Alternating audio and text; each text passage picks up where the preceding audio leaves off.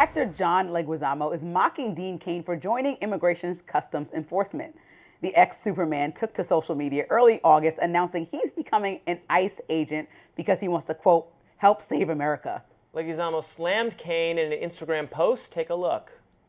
What kind of loser volunteers to be an ICE officer? What a moron. Dean Cain, your pronouns are has been. Others on the left joined the pile-on. Last week, tonight's John Oliver took a swipe, saying Cain doesn't need to mask up because there's zero chance he'll be recognized. Comedian Margaret Cho, Democratic Congressman Mark Pocan, and Jared Moskowitz also mocked him.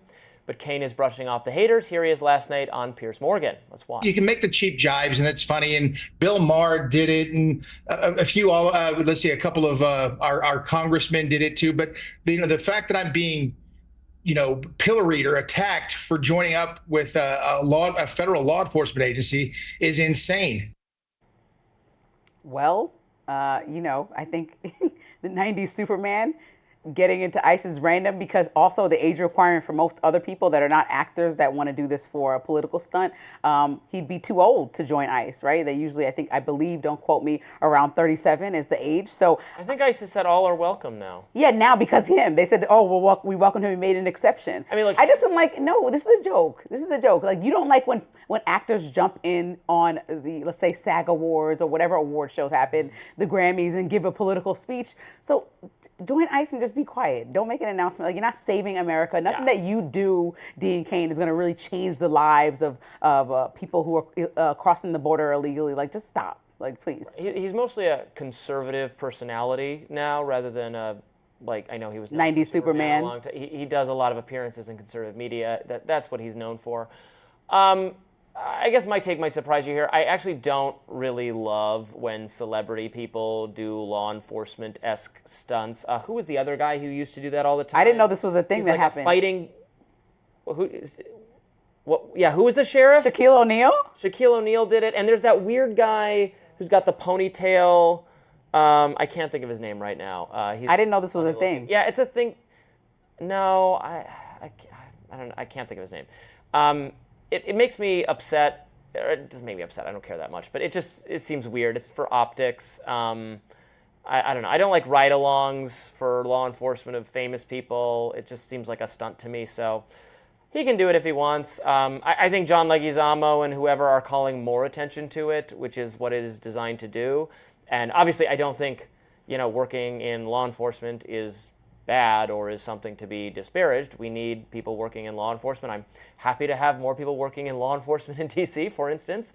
So it's not, I'm not like, think that he's a fascist or something because he's doing it, but it's not. He's certainly welcome to do it. I don't have any feeling about him actually doing the job, but I think it's almost like you said, me jumping in there and saying, "Oh, I'm going to join ICE or join the DC Police Task Force." Lindsey? All this trial and tribulations are happening all over DC. Like, my services are not necessary here, right? There's ICE officers. They've been effectively doing the plan that Trump had laid out for them to do, even going further than most Americans are comfortable with. So Dean Cain jumping into this and saying he wants to actually help is very performative. I didn't realize that he was a conservative commentator that does the rounds so often in this way. Yeah. And so now it feels even more like a stunt to get attention and to raise his profile of somebody who actually is it succeeded because liberals gave him exactly what he wanted. and I have an issue with this. This is the Sydney Sweeney thing, and now this. Yeah. They jump into the conversations that they're baited into, even if they didn't care that much. And so that is the thing that I think that everyone should work on, and just tamper yourself and say this is not really interesting to me. Successfully baited hook, line, and sinker. Because this is ridiculous. So you're never going to see this guy doing anything effective. And now you'll see it on conservative television. They'll say,